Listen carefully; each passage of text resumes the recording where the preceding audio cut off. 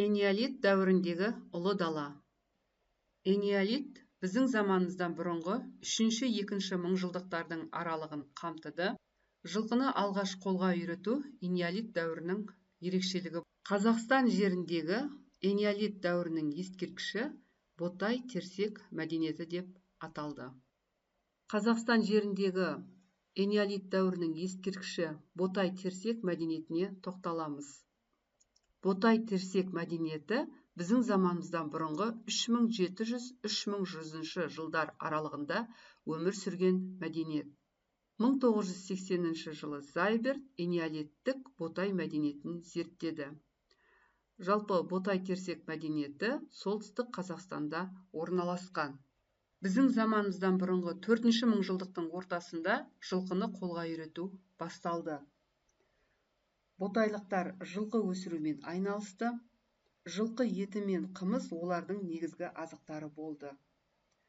Олардың жылқыны қолға үйретуі мен атқа салт мінуін Ботай қоныстарынан табылған ат әбзелдері, тұсауға арналған ілмектер мен басқа да заттар дәлелдейді. Жалпы Ботай-Терсек мәдениеті 15 гектар аумақты алып жатыр.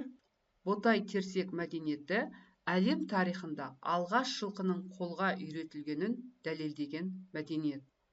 Ботайлықтар мыс қорытуды білмеді, бірақ тастан және сүйектен құрал жасауды жақсы меңгерді. Олар ағаш бөренесінен жартылай дөңгелек баспана тұрғызып, оның жіктерін шөппен және мүкпен тығыздап бітеді.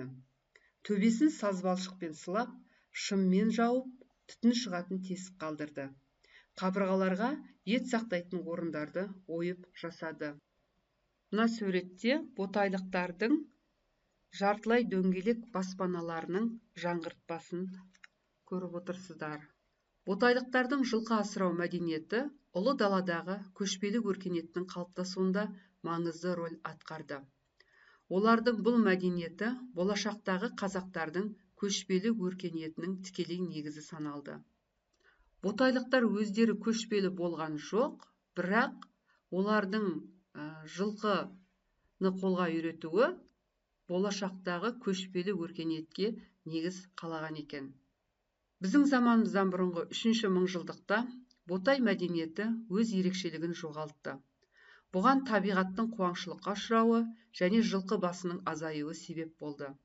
Ботайлықтар өз қоныстарын тастап, оңтүстік Орал мен шығыс Қазақстандағы балық аулау мен аңшылықты кәсіп еткен тайпалар арасына сіңіп кетті.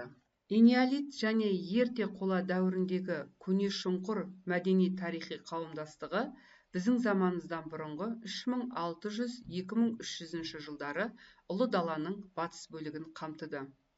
Көне шұңқырлықтар мал өсірумен айналысып, жартылай көшпелі болды. Олар ірі қара, ұсақ малдар және жылқы өсірді. Жайылымға дөңгелекті жүк арба арқылы көшіп қонып жүрді. Мәйіттерді қорған астындағы шұңқырға жерлеуі көне шұңқыр мәдениетінің өзіндік белгісі болып табылады. Мәйітті тізесін бүгіп, арқасымен жатқызып, үстіне бояу сепкен. Адамдармен бірге жануарларды да қоса көмді. Кейбір қорғандардан 4 дөңгелекті арбаның қалдықтары мен саздан жасалған үлгілер табылды.